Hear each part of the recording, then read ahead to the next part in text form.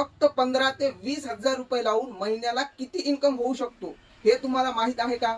चला तर सुरुवात करूया. 30 दिवस 30 बिझनेस आयडिया यातील आपल्या चौथ्या प्रॅक्टिकल बिझनेस आयडिया म्हणजेच होममेड आचार पापडचा बिझनेस याच्या पार्ट 4 ला.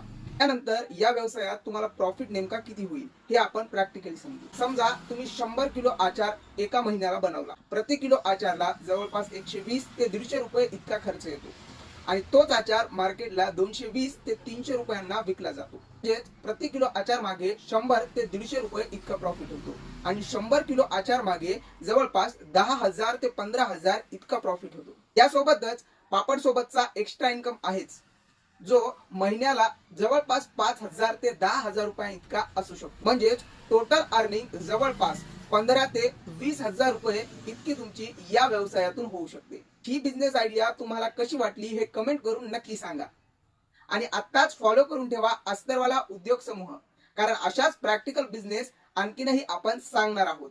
ही बिझनेस आयडिया तुमच्या मित्रमैत्रिणींसोबत नक्की शेअर करा. कदाचित पुढचा सक्सेसफुल ब्रँड त्यांचाच असू शकतो.